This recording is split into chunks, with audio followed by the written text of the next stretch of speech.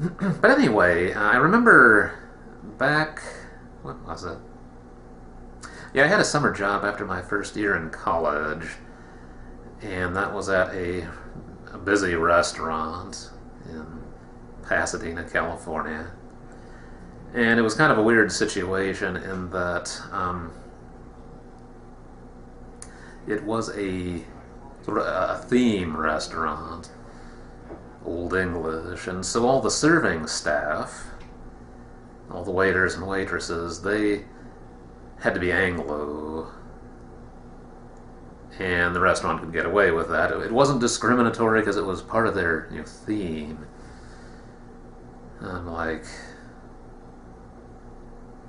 if you had a beer hall that was sort of patterned after old Munich, then you want a bunch of German-looking people in lederhosen, right? And, well, the same kind of thing here.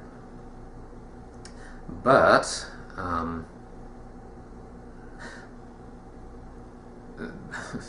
well, the waiters and waitresses worked pretty hard, but everybody else who worked, other than management, who worked at the restaurant, were all Hispanic. That is, all the dishwashers, all the chefs, the salad chefs, and all the busboys except me.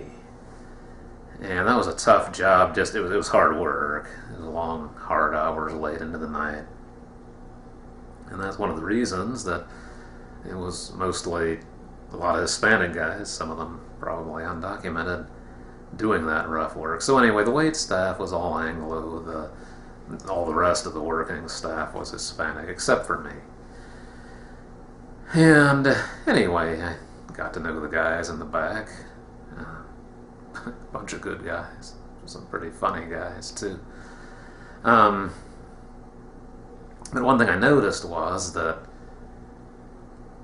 and being living around Los Angeles, you see that elsewhere, but it kind of focused my attention on that all of them had facial hair. At least a mustache, sometimes more than that. And this was back at a time when, well, Anglo-America didn't have facial hair at all. I mean, it was not the fashion. And it made me think how, well, I'd moreover see young Hispanic guys starting work at the restaurant, high school age or whatever. And they were trying to grow a mustache just as fast as they could and having a little trouble. I mean, filling in kind of slowly sometimes. And it made me think, well, why do they have to have mustaches when nobody else does, and so on? But, you live and learn, and I realized later on, I know why, I understand now. And what would you call this? I guess it gets into ethnobiology as well as sociology and other things like that. But anyway,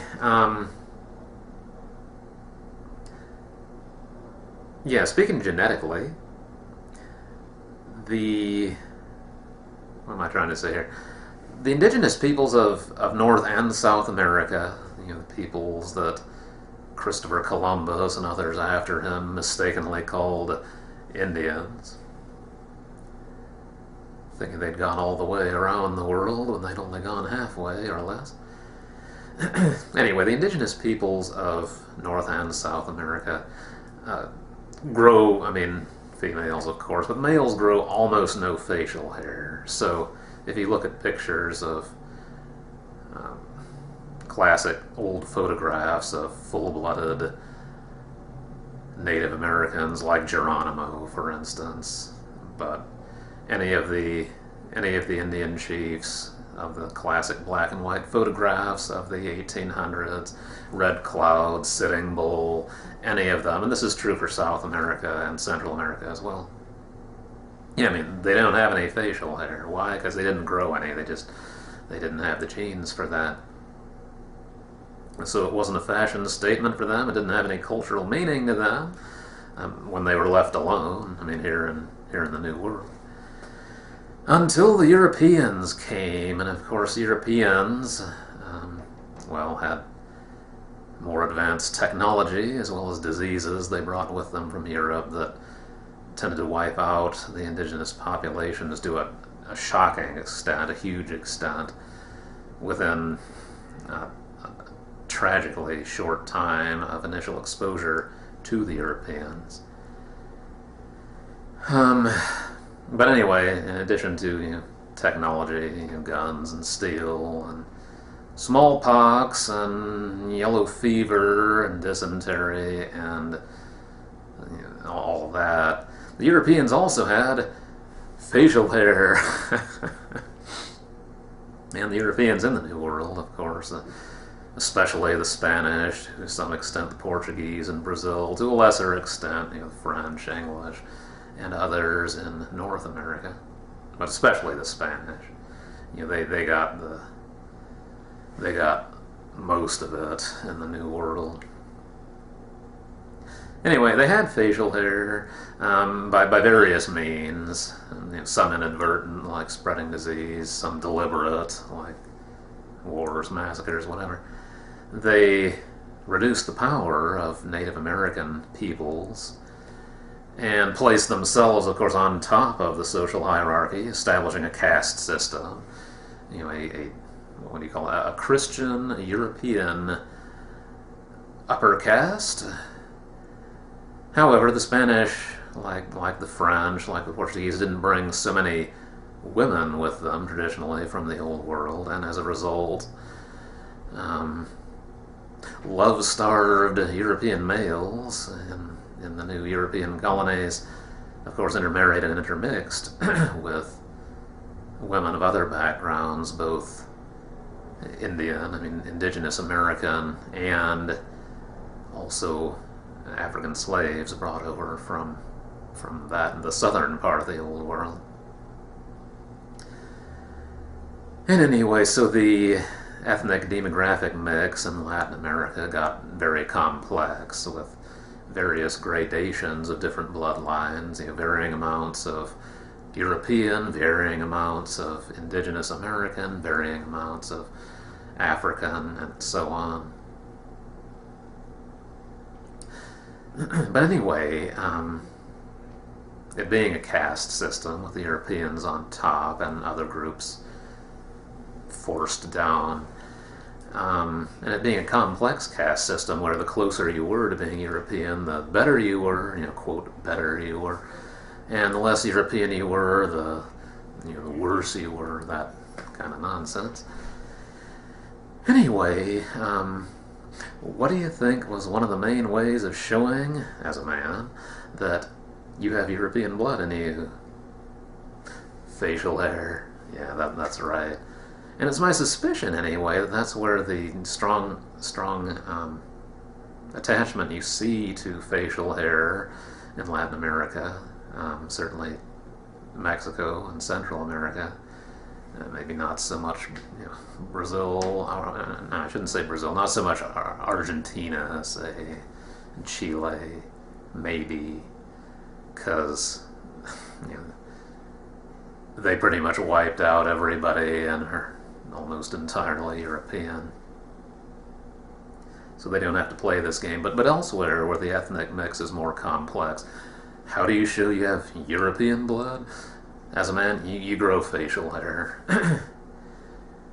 And how do you know somebody is somebody to look down on in this complex ethnic racial caste system? Oh, they don't have any facial hair. Oh, that means they're Indian. I remember when I was working in this restaurant, actually, there was a salad chef who was, he was Mexican background, but pretty much Spanish, quite predominantly, maybe entirely Spanish in background, which was an exception around there. And then the dishwashers, who were sort of lowest on the totem pole in terms of the operation of the restaurant, got paid less and had to work back in this hot, nasty, steamy workspace. I think a number of them actually were I don't know my demographics of Mexico well enough to be sure. But anyway, I believe they were members of an Indian tribe in Mexico. Um, and from kind of a backwater area of Mexico, to such an extent that they mostly spoke their indigenous American language and not Spanish so much. I mean, that was my impression. They had varying levels of Spanish usage, and as a rule, no English at all. Anyway, and the dishwashers, who were, more Indian background, didn't like this salad chef who was more Spanish background, and he didn't like them either, and they went back and forth at each other about various things. And the weird thing was, I kind of got stuck in the middle of that. I mean, each side would try to explain to me why they didn't like the other side, and so on. And remember, the salad chef said in his halting English, he mostly spoke Spanish, they're just a bunch of Indians. And the dishwashers, I didn't know much Spanish, so I knew a little. The dishwashers said in return, "Es maricón."